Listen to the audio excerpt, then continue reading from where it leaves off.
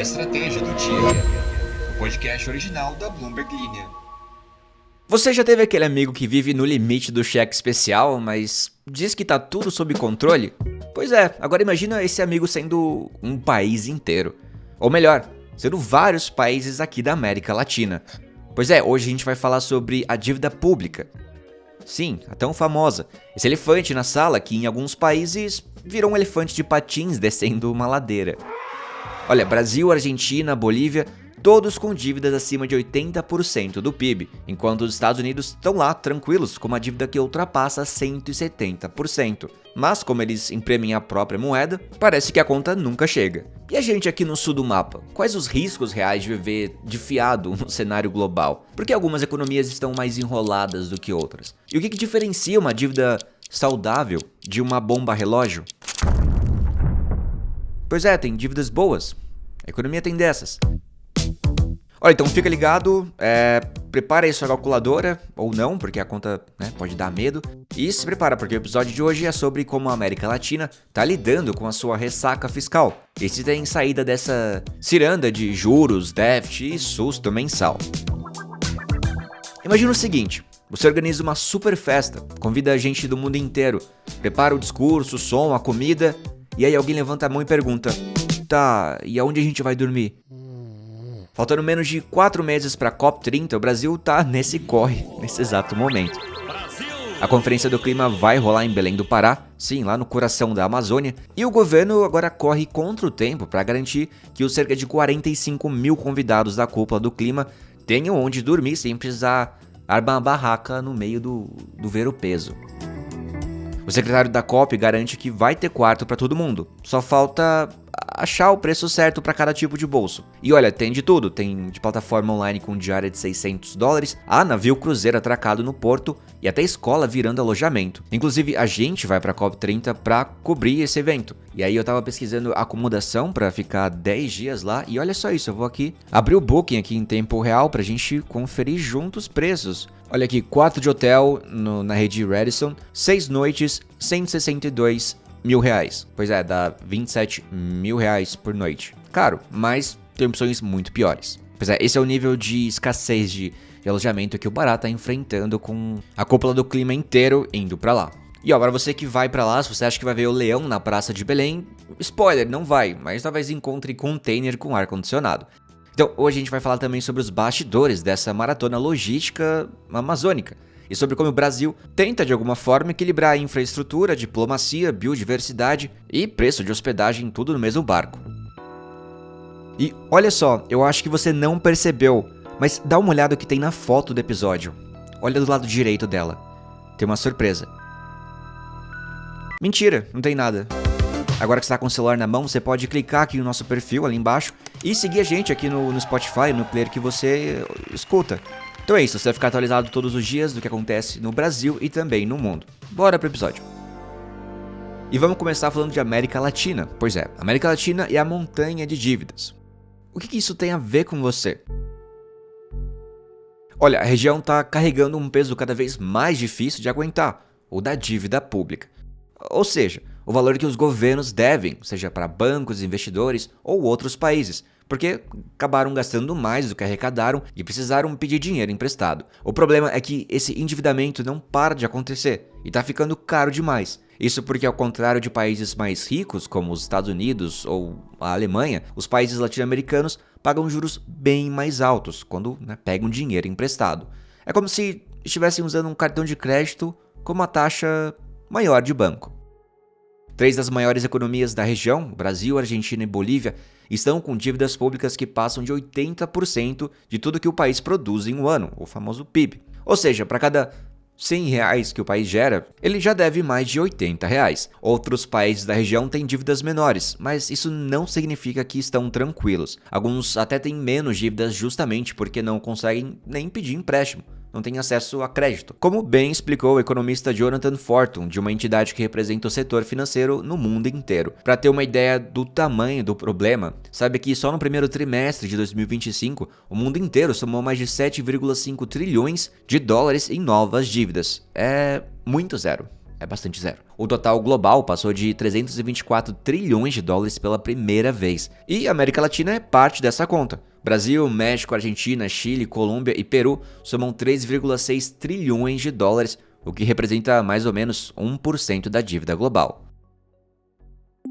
Olha, segundo o economista Fernando Baer, da consultoria Quantum Finanças, até o início da pandemia as contas públicas estavam razoavelmente organizadas, mas a pandemia obrigou os governos a gastarem mais, o que fez a dívida crescer. Igual você aí que decidiu reformar a casa quando precisou ficar trancado nela. Olha, quando os juros subiram para conter a inflação, tudo ficou mais caro de financiar. Mesmo assim, ele diz que não dá para dizer que a região está quebrada. Ainda tem espaço para negociar e refinanciar as dívidas. Isso porque os países continuam conseguindo rolar o que devem. Mas, olha só, o alerta já tá ligado. E olha, caso você não saiba, essa tal de dívida pública bruta é basicamente tudo que o governo deve, somando o que pegou emprestado dentro e fora do país. Isso serve para pagar serviços públicos, obras, aposentadorias, enfim, tudo. O problema não é só dever, o problema é dever muito e pagar bem caro por isso. Ok, Alan, você comentou no começo do episódio que os Estados Unidos também têm dívida. E agora? Olha, mesmo com uma dívida gigantesca, os Estados Unidos ainda têm uma vantagem, eles devem em dólar, a moeda que eles mesmos controlam e que o mundo inteiro aceita. Por isso, conseguem se financiar com juros baixos, mesmo com uma dívida que deve ultrapassar 170% do PIB na próxima década. Na América Latina, a realidade é diferente. Os países pegam muito dinheiro emprestado em dólar ou euro, e o que significa que se a moeda local desvaloriza, a dívida ela fica ainda mais cara de ser paga. É por isso que os especialistas defendem que os países criem mais opções de dívida interna em moeda local. Então, dívida é sempre ruim? Não necessariamente. A economista Clara Inês Pardo explica que pegar dinheiro emprestado não é o problema em si. Se for para investir em algo que vai trazer retorno no futuro, como infraestrutura, saúde ou educação, ele pode ser bom.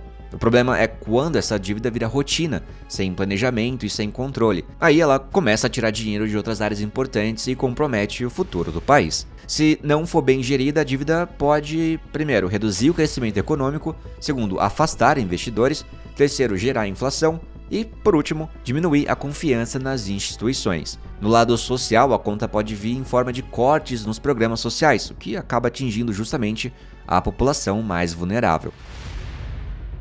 Então vamos fazer um exposed aqui. Vamos aos países que estão devendo e o que eles estão devendo. Começando por nós mesmos, né? O Brasil tem hoje a maior dívida da América Latina entre as grandes economias, que é cerca de 89% do PIB. A maior parte da dívida é em moeda local, o que é bom, tô fazendo um joinha aqui com as mãos, mas o problema é o custo. Os juros são altos e o debate sobre como controlar isso perdeu força. É como ter uma dívida no Banco Nacional, mas com uma taxa de juros que corrói a conta. Agora, nossos vizinhos, a Argentina. Além de dever muito, em torno de 85% do PIB, o país deve em dólar, o que é meio arriscado. Uma boa parte da dívida está nas mãos do Banco Central, que também carrega outras bombas relógio, como subsídios mal calculados e vários tipos de câmbio diferentes no mesmo país. Bolívia, a dívida gira em torno de 82% do PIB e o país ainda tem um déficit fiscal muito alto, ou seja, ele gasta muito mais do que arrecada. As reservas internacionais estão caindo e boa parte do dinheiro que o governo pega emprestado vem do Banco Central, que é mais frágil. A lista não para. Colômbia está com cerca de 67% de dívida em relação ao PIB, fez uma reforma tributária em 2022 que ajudou a arrecadar mais, mas ainda não resolveu os problemas de longo prazo. É quase certo que o próximo governo vai ter que mexer nos impostos mais uma vez. México está com uma dívida de 58% do PIB, que parece baixo, mas tem um problema extra. A Petrobras deles, a Pemex, está tão endividada que o governo precisa ficar injetando dinheiro, o que vira uma dívida indireta. E bom, Chile e Peru, eles estão em situação mais confortável, com menos de 40% de dívida em relação ao PIB, conseguiram se endividar de forma pontual e sustentável. Mesmo assim, tem contratos que podem virar passivos se houver crise, tipo garantias em obras de infraestrutura. Bom, qual que é a grande lição então? Por que a gente está falando de dívidas? Vale lembrar que a dívida por si só não é o vilão. O problema está na forma como ela é usada no custo dos empréstimos e na fragilidade das instituições que deveriam cuidar das contas públicas. Enquanto os Estados Unidos podem gastar à vontade com seu cartão Black lá em dólar, a América Latina ainda precisa aprender a usar melhor o limite do cheque especial e garantir que o dinheiro traga algum retorno também. o que é importante. Bora falar de Pará. Pois é, a COP30, a Conferência do Clima da ONU, vai acontecer em novembro desse ano lá em Belém, no Pará. E com isso o governo brasileiro está enfrentando um desafio logístico que parece simples, mas não é: garantir lugar para todo mundo dormir. A expectativa, como eu disse, é receber cerca de 45 mil pessoas, entre representantes de governos, ONGs, imprensas, empresas, especialistas, membros de sociedade civil e nós aqui da Bloomberg Linha. O mais importante. Olha, diante desse número, surgiram preocupações de que Belém não teria estrutura suficiente para acomodar tanta gente. Pois é, tem até gente defendendo que o evento deveria ser transferido para o Rio de Janeiro, que é uma cidade com muito mais hotéis e infraestrutura turística. Mas o governo brasileiro insiste que a COP30 vai ser em Belém, sim senhor, e que todo mundo vai ter onde ficar. A escolha da cidade tem um objetivo simbólico e prático: aproximar os participantes do debate climático da própria Amazônia, que é o bioma mais importante do planeta quando se fala em meio ambiente. Walter Correia, que é o secretário extraordinário da COP30, disse assim: vamos ter imóveis suficientes, vamos ter quartos suficientes para todos, não há dúvida disso. Só precisamos achar os valores adequados para cada público. Segundo o governo, já foram identificados cerca de 30 mil quartos disponíveis em Belém. Além disso, uma plataforma online foi criada para facilitar a busca por hospedagem durante o evento. Por enquanto, essa plataforma ainda não está aberta ao público, e eu confirmo porque eu não achei nada quando eu pesquisei, mas já oferece 2.500 quartos, com diárias que variam entre $100 e $600. Bom, inicialmente esse sistema está sendo usado para acomodar delegações de 98 países em desenvolvimento e países insulares, que têm menos recursos. A expectativa do governo é liberar a plataforma para todos os públicos até o fim da próxima semana. Além disso, o governo vai lançar uma segunda plataforma, que vai oferecer até 6 mil leitos em navios de cruzeiro que ficarão ancorados em Belém durante o evento. São 3.900 cabines disponíveis, como se fossem pequenos hotéis flutuantes temporários. Mas não para por aí, tá? Escolas e universidades da região também serão adaptadas para servir de hospedagem para grupos que costumam viajar em coletivos, como povos indígenas e outras delegações populares. A ideia é oferecer espaços mais acessíveis sem deixar ninguém de fora. Ainda assim, o aumento repentino na procura por hospedagem já está provocando uma alta nos preços. Como eu te mostrei ali, aquele quarto por R$27 mil a diária. Segundo Walter Correia, o governo está fazendo um esforço grande para negociar com donos de imóveis e empresas no setor hoteleiro. Ele disse assim: temos conseguido algum êxito. Agora, dizer pode esperar que teremos preços compatíveis, e isso nós não podemos garantir. Bom, a questão é que Correia também comentou que já ouviu comentários preconceituosos sobre a cidade. Ele ironizou, falando que tem gente que acha que vai encontrar leão em plena praça de Belém. Enfim, resumindo aqui, enquanto o Brasil tenta garantir que tudo corra bem e que o mundo veja a Amazônia de perto, a COP30 continua confirmada para Belém. Até o momento que eu estou gravando, está confirmado que vai ser em Belém. Isso com hospedagem variando entre hotel, navio, escola e, quem sabe, até container com ar-condicionado. O que importa, segundo o governo, é que eles vão conseguir mostrar que é possível fazer um evento desse porte fora do eixo Rio-São Paulo e principalmente no coração da floresta. Bom, as informações são da Bloomberg News, eu sou o Alan Blanco e o episódio foi editado por Lorian Queiroz. Uau. E bora ler aqui alguns comentários do episódio passado. Fernando Costa diz: esse uau do Lorian tá ameaçado também? Não sei, boa pergunta. Takaichi Takehara diz: primo Alan, continua abaixo o volume do podcast, dá pra aumentar uns 3 dBs aí? Ô Lorian, aumenta o volume aí pra gente. Lucas Souza diz: esse negócio do áudio por IA tá ficando cada vez mais diversificado. Existem canais no YouTube de músicas com jazz, por exemplo, que são 100% feitos com IA. É quase impossível identificar. Big beijo, Alan. Pois é, né? E tem uns canais que fazem, tipo, músicas atuais como se fossem músicas antigas. Tipo Caneta Azul do Manuel Gomes, versão jazz anos 60, como se tivesse sido produzida nos anos 60. E, nossa, fica parecendo muito mesmo. Eu não acho que alguém nos anos 60 teria a genialidade pra criar a caneta azul, mas, você entendeu. Lucas Garcia Alves diz: ei, para sua informação, Dinamarca recentemente reconheceu como direito autoral rostos, vozes e corpo das pessoas em combate a IA e deepfakes. A Monice comentou assim: eu escuto o podcast enquanto faço musculação. A raiva que eu passo com as notícias do Trump servem como pré-treino. Olha só. Sabrina Pereira disse: deu uma risada sincera com essa abertura. A estratégia do Trump. E olha só essa gafe que eu dei. O Bernardo Alvarenga diz: primo, faltou traduzir os nomes dos personagens. Krillin e Belota não existem em português. É Curirim e Docinho.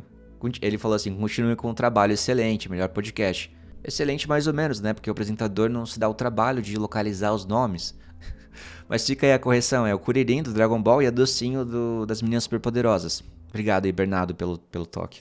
E bom, gente, eu vou ficando por aqui. Muito obrigado mais uma vez pela audiência e nos encontramos no próximo episódio. Até lá. Beijo.